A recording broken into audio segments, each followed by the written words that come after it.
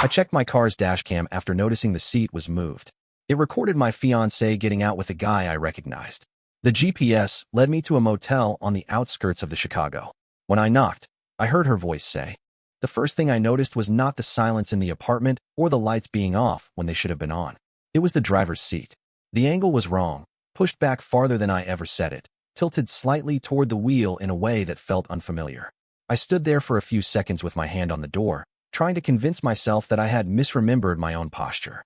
That explanation lasted about as long as it took for my brain to do the math. I am meticulous with small routines, especially things that come after long workdays. I never changed the seat position. I never let anyone else drive my car.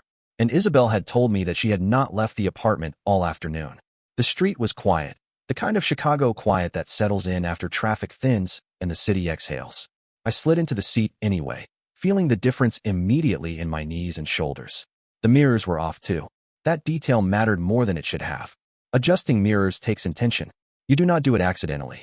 I turned the key, half expecting the dash to light up with something obvious like a warning or a message that explained everything. Nothing happened. The engine started cleanly, like it always did. I sat there longer than necessary, replaying the day in reverse. Isabel had texted me around noon about being exhausted and staying in. She had mentioned ordering food and catching up on shows. There was no reason to doubt that message at the time. We had been together long enough that small check-ins felt normal and unremarkable. Still, the moved seat refused to fade into the background of my mind. It stayed present, like a grain of sand that would not wash away. The dashcam crossed my thoughts almost as a joke. I had installed it after a minor parking incident months earlier, more for insurance peace of mind than anything else. I rarely checked it. I reached forward, pulled the memory card, and told myself I was only looking to confirm the car had not been driven far. Mileage. Timestamps. Something boring that would let me reset the seat and forget the whole thing. The footage loaded slowly on my laptop once I was back upstairs. Isabel was in the shower, the sound of water masking everything else. I scrubbed through the timeline, watching the familiar angles of my own street pass by. There was the car pulling away mid-afternoon, exactly when I was supposed to be at work. The camera angle shifted as the car turned, and then I saw her. Isabel stepped out of the passenger side first, not rushing, adjusting her jacket with a casual ease that made my stomach tighten. A second later, the driver's door opened, and a man followed. He leaned back into the car for a moment, laughing about something I could not hear, before closing the door with a kind of familiarity that made the scene feel rehearsed rather than spontaneous. He was not a stranger. I recognized him immediately, even though I had not seen him in person in months. Leonard Pike had been a name we argued about last winter. Isabel had framed him as an old work connection who could not take a hint, someone she had cut off because he made her uncomfortable. I remembered the irritation in her voice when she told the story, how she insisted there was nothing there and never had been. Watching the footage now, that version of events collapsed under its own weight. There was no discomfort in her body language. No distance. She moved closer to him, not away. I paused the video and stared at the frozen frame. The timestamp burned itself into my memory. Midweek. Middle of the day. Ordinary enough to blend into everything else. I did not feel anger yet. What I felt was a strange clarity, the kind that comes when a puzzle piece finally clicks into place and forces the rest of the picture to rearrange itself. I continued watching. The car drove for nearly 30 minutes, leaving familiar neighborhoods behind and cutting toward the outskirts of the city. They talked the entire time, their heads turning toward each other in ways that suggested inside jokes and shared context. There was a moment when Isabel reached over and rested her hand on his arm, not quickly or nervously, but with the ease of someone who had done it many times before. I closed the laptop before the footage ended. I did not need to see where they went yet. The point had already been made. The seat was moved because someone else had driven my car. The mirrors were off because that person was not me. And Isabel had not stayed in the apartment all afternoon. The water shut off in the bathroom. I heard drawers opening, the soft clatter of bottles being set down. I moved the laptop back into my bag and reset the driver's seat and mirrors to their usual positions. The motions felt mechanical, almost calm. By the time Isabel stepped into the living room, wrapped in a towel and talking about something mundane, my face had already settled into something neutral and unremarkable. She asked about my day. I answered honestly but selectively, describing work stress without touching the growing weight in my chest. She moved around the apartment like everything was normal, like the afternoon had unfolded exactly as she said it had. Watching her now, knowing what I knew, felt like observing a performance from behind the curtain. Every gesture took on a double meaning. That night passed without incident. We ate dinner. We talked about weekend plans. She mentioned an upcoming meeting that might run late. Each sentence added another thread to a web that was already forming in my mind. I did not sleep much, but I rested enough to function. The next morning, after Isabel left for work, I reopened the dashcam footage. This time I let it play all the way through. The car slowed as it approached a stretch of road I did not often travel. Neon signs and aging storefronts slid past the camera. The GPS overlay marked the destination clearly, down to the street number. A motel appeared in frame, low-slung and anonymous, the kind of place designed to disappear into the background of the city. The car parked near the back. Isabel and Leonard got out without looking around, without hesitation. He placed a hand at her lower back as they walked toward one of the doors. She leaned into the touch. The camera caught them until they disappeared inside, and then there was nothing but an empty lot and the quiet hum of the engine cooling down. I leaned back in my chair and let the implications settle. This was not a first mistake or a lapse in judgment. This was a routine. The timing lined up too neatly with canceled plans and vague explanations from the past year. Meetings that ran late. Errands that took longer than expected. Days when my car had felt slightly different afterward. Details I had dismissed without thinking. By the time Isabel returned that evening, I had already mapped out more than I ever expected to know. I knew the motel's location. I knew the days that matched similar mileage patterns.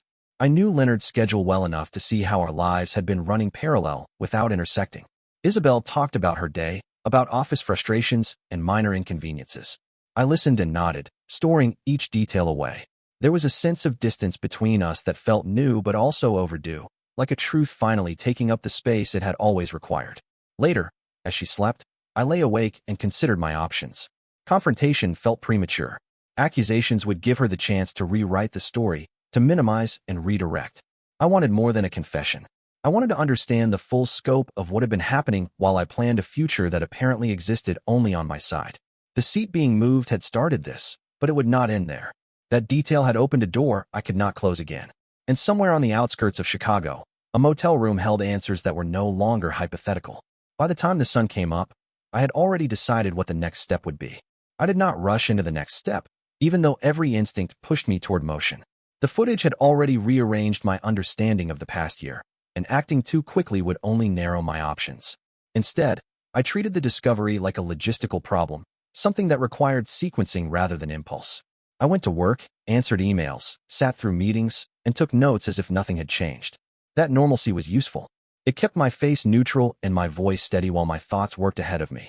By late afternoon, I pulled the dashcam file up again and focused on the GPS overlay. The coordinates were precise, time-stamped, and embedded in the video metadata. There was no ambiguity to hide behind. The address pointed to a strip of road beyond the last cluster of chain restaurants, where the city thinned out and the buildings lowered as if preparing to disappear. I looked the place up without digging too deeply, just enough to understand its function. Weekly rates, extended stays, minimal online presence. The kind of business that thrived on discretion rather than reputation. I waited until early evening before driving out. Not because I wanted darkness, but because traffic patterns mattered. I wanted to arrive without standing out. The route was familiar now, replayed in my head enough times that I could see each turn before making it. As the city gave way to quieter stretches of road, my thoughts slowed. The urgency from the night before settled into something colder and more deliberate. The motel announced itself with a faded sign and a parking lot that held just enough cars to suggest occupancy without drawing attention. I parked across the street first and watched. That decision paid off almost immediately. Leonard's car was there, angled slightly crooked in a way that suggested it had been pulled into the spot without care. The license plate confirmed what I already knew. This was not a coincidence or a misread of the footage. The timeline was intact. I crossed the street and walked the perimeter slowly, taking in the layout. The rooms were arranged in a shallow curve, doors facing the lot, curtains pulled unevenly across windows that revealed nothing inside. The office sat off to the side, its door open, a television murmuring behind the desk.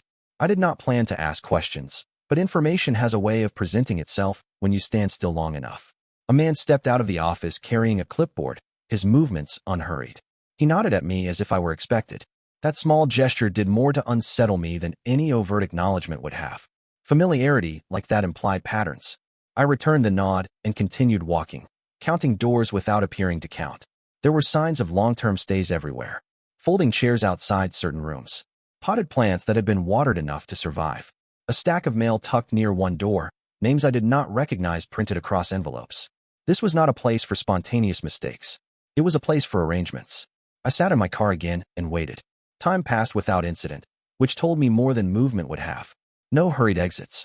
No signs of disruption. Whatever was happening behind one of those doors was proceeding according to plan. When I finally stepped into the office, I kept my tone even and my request simple. I asked about rates, about availability for a potential extended stay. The man behind the desk did not hesitate. He ran through numbers smoothly, mentioning discounts and policies without prompting. When he referenced repeat guests as a common thing, his eyes flicked toward the lot briefly, then back to me. The implication was not subtle. I left with a brochure I did not need and returned to my car. The conversation confirmed what the footage had already suggested. Leonard was known here. Isabel's presence had not raised questions because it fit into an existing pattern. The realization tightened something in my chest, not because it surprised me, but because it removed the last remaining illusion of rarity. The drive back felt longer than it should have. Each mile added context to moments I had previously filed away as harmless. Dinners postponed. Trips rescheduled. Money shifted between accounts without explanation. I pulled into my own building with the sense that I had been living in overlapping versions of the same week, unaware that one of them excluded me entirely. That night, I did not bring up the motel. I did not bring up Leonard. Instead, I watched Isabel navigate the apartment, her movements efficient and relaxed. She talked about work again, about a project that required coordination with people I had never met. The story was detailed enough to sound convincing, but now I heard the gaps instead of the content. Details can be fabricated. Patterns are harder to fake. After she went asleep, I opened our shared financial records. I had avoided doing that earlier because it felt invasive, but the boundary had already been crossed. I was not looking for proof in the dramatic sense. I was looking for alignment. The numbers delivered exactly that. Small withdrawals on days that matched the footage. Payments that lined up with weekly rates. Nothing large enough to draw attention, nothing sloppy. Careful enough to blend into normal spending. The tempo of events accelerated from there, not because I rushed, but because the information did. Each check reinforced the last. Each date connected to a reason she had given without hesitation at the time. This was not a hidden life built in chaos. It was structured, maintained, and funded with shared resources. The next day, I adjusted my schedule and took time off without explanation. I returned to the outskirts of the city earlier than before, parking farther back where I could see the office and a section of rooms without being obvious. Leonard's car arrived mid-afternoon, right on schedule. Isabel arrived separately this time, parking 2 rows down and walking the rest of the way. That detail mattered. It suggested adaptation, not remorse. They entered the same room as before. No hesitation. No visible tension. Watching them from a distance felt unreal, like observing actors repeat a scene they had rehearsed too many times to forget their marks. I stayed long enough to confirm the pattern, then left before the risk of recognition increased. Back at home, I began making calls that had nothing to do with confrontation. I contacted vendors tied to the wedding under the pretense of clarifying contracts. I reviewed cancellation policies carefully, noting timelines and penalties. I spoke with my bank about account structures, not to move money yet, but to understand how quickly things could be separated if needed. Each conversation was framed as precautionary, but together they formed a plan that no longer depended on emotional outcomes. Isabel noticed none of this. She remained consistent, affectionate in familiar ways, invested in a future that now felt theoretical. I matched her energy without effort, because clarity had replaced confusion. There was no longer a need to search her face for answers I already had. The motel remained a constant in my thoughts, not as a symbol of betrayal, but as a logistical hub. It was the one place where timelines converged and excuses fell apart. Everything radiated outward from that location, connecting lives that were never meant to intersect. By the end of the week, I knew more than enough to act, but I still had not knocked on any door. That restraint was intentional. I wanted the next move to change the shape of events permanently, not just provoke a reaction. The GPS had led me to the motel, but it also led me to an understanding that could not be undone. Whatever happened next would not be about discovery. It would be about consequence. The decision to go back to the motel did not come with drama or hesitation. It arrived quietly, like a conclusion that had been forming long before I allowed myself to recognize it. I chose a time that fit their pattern, not because I wanted to surprise them, but because predictability had become the most revealing part of the situation. This was no longer about catching anyone off guard. It was about confirming how deeply routine had replaced risk. The drive felt shorter this time. Familiar turns came and went without effort, and the surrounding area no longer registered as unfamiliar territory. I parked farther down the lot than before and walked the rest of the way, my steps measured and unhurried. Leonard's car was already there, parked with the same careless angle I had seen days earlier. That consistency settled something inside me. There was no chance element left to blame. I stood outside the room for a moment, long enough to register the sounds coming from within. Movement, low voices, the ordinary noise of two people occupying a space they believed was insulated from consequences. I raised my hand and knocked once, firmly but without force. The sound carried through the thin door, clear and unmistakable. For a brief second, everything inside went still. Then I heard Isabel's voice, close and calm, responding in a way that suggested she assumed the knock belonged to someone else. There was no alarm in her tone, no confusion. What struck me most was the absence of surprise. The response carried the rhythm of familiarity, the kind that comes from repeated visits and an established script. That was enough. I did not knock again. I did not announce myself. I stepped back and walked away before the door could open. Behind me, I heard movement escalate, the sudden scramble that follows delayed recognition. I did not turn around to confirm it. The sound of panic was confirmation enough. By the time I reached my car, my hands were steady. Whatever I had expected to feel at that moment did not arrive. There was no surge of anger or rush of satisfaction. Instead, there was a heavy clarity, the kind that settles after a long argument finally ends without resolution. Hearing her voice had not broken anything. It had finalized what was already fractured beyond repair. I drove away without checking the mirrors, knowing that if either of them stepped outside, I would not be there to see it. That choice mattered. Leaving on my terms preserved something essential, not pride, but control over how the next phase would unfold. Confrontation would have created a spectacle. Silence created uncertainty. The rest of the evening passed in fragments. I returned home before Isabel did, which was expected given the pattern. I moved through the apartment methodically, taking note of shared belongings that would need to be addressed later. Not divided yet, just acknowledged. Every object carried weight now, not because of sentiment, but because of logistics.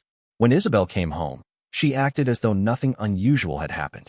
Her voice was steady, her routine intact. The gap between what I knew and what she presented widened with every ordinary gesture. She spoke about traffic, about a delayed meeting, about being tired. Each explanation aligned loosely with the timeline, but none of them mattered anymore. The truth had already been heard through a motel door. That night, sleep came in shallow intervals. I woke often, not from distress, but from mental recalculations. Every plan we had discussed over the past year required reassessment. Not cancellation yet, just repositioning. The wedding existed on paper and in deposits. Our shared life existed in contracts and habits. Untangling it would require precision. The next morning, I began acting on that precision. I contacted the bank and initiated the process of separating accounts under the guise of financial organization. I scheduled consultations that did not require immediate disclosure. I gathered documentation, not as leverage, but as insulation against future complications. Each step was small enough to go unnoticed, but significant enough to matter when combined. Leonard entered the picture again through indirect means. I learned more about his work schedule, not through surveillance, but through publicly available information and casual conversation with people who knew him loosely. Patterns emerged there too. Time gaps. Absences explained away. It became clear that what he and Isabel shared was not hidden because it was rare, but because it was normalized within their separate lives. Isabel sensed a shift eventually, though not its cause. She asked if something was wrong, framing the question lightly, as though prepared to accept a surface-level answer. I gave her one. Work stress. Fatigue. The kind of explanation that closes a conversation without raising alarms. She accepted it readily, which told me more than a confrontation ever could have. The days that followed felt accelerated, not in action, but in consequence. Every interaction now carried an expiration date. I began redirecting communication with wedding vendors, not canceling outright, but delaying confirmations. I reviewed timelines carefully, aware that penalties increased the closer we moved toward the date. This was not about revenge or punishment. It was about minimizing damage to myself while the opportunity still existed. The motel faded from view, but not from relevance. It remained the axis around which everything else turned. That door, that voice, that moment of realization became the dividing line between before and after. I did not need to return. I did not need further evidence. The structure of the deception had revealed itself fully. Isabel continued planning the future with the confidence of someone unaware that the ground beneath her had shifted. She talked about seating arrangements, about travel logistics, about small details that once would have held my attention. Now they registered as data points in a system I was actively dismantling. By the end of the week, the balance had tipped. What began as a moved seat had led to a motel, a knock, and a voice that erased all remaining doubt. The next steps would not involve discovery or confrontation. They would involve outcomes that neither of them could rehearse or control. I had heard what I needed to hear. Everything that followed would be quieter, slower, and far more permanent. After the knock, everything moved forward without any single dramatic moment to point to. There was no confrontation scene to replay later, no raised voices or visible collapse. The damage unfolded through processes, timelines, and paperwork, the kind of mechanisms that keep working long after emotions have burned out. That was the part neither of them seemed prepared for. I started with the wedding, not because it mattered most emotionally, but because it created the widest ripple. I reviewed every contract again, this time with intent rather than curiosity. Venues, catering, accommodations, vendors who had been booked months in advance under joint names and shared accounts. Each agreement had clauses designed for cancellations that were inconvenient, not catastrophic, if acted on within specific windows. I stayed inside those windows. Calls were made calmly. Explanations kept deliberately vague, framed as changes in circumstances rather than disputes. The responses were professional and procedural. Deposits were partially returned. Dates were released. No announcements were triggered, no gossip passed along. The event dissolved quietly, which turned out to be more unsettling than any public scene would have been. Financial separation came next. The bank meetings I had scheduled earlier became practical very quickly. Accounts were restructured. Automatic payments were rerouted.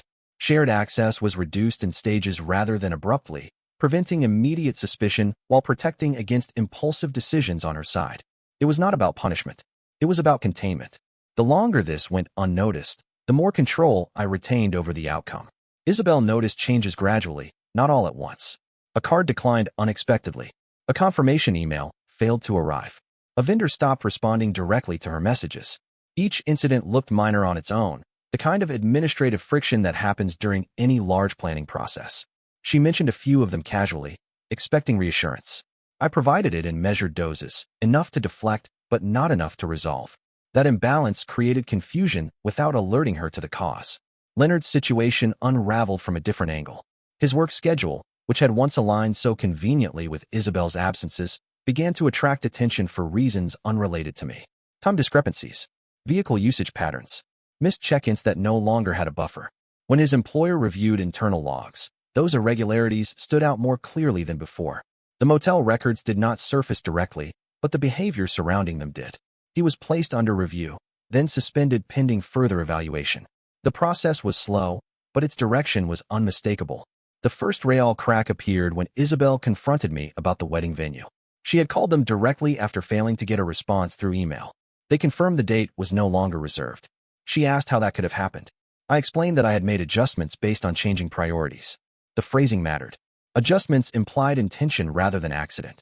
Priorities implied reassessment rather than crisis. She pushed for more clarity. I did not provide it. That conversation marked the beginning of a shift in her demeanor. The confidence that had carried her through months of duplicity gave way to something more erratic. She asked questions that circled the issue without landing on it. She suggested postponements. She proposed meetings with planners. Each suggestion assumed a future that was already being dismantled piece by piece. The apartment changed too, not in obvious ways, but in atmosphere. Shared spaces became quieter. Schedules drifted out of sync. I began moving personal items into storage under the pretense of decluttering. She noticed some of it, but not the pattern. Patterns require distance to see, and she was still too close to the performance she had been maintaining. When the financial reality finally surfaced fully, it did so without drama.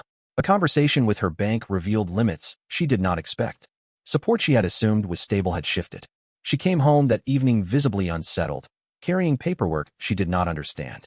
I reviewed it calmly, pointing out changes that had been made weeks earlier. She asked why.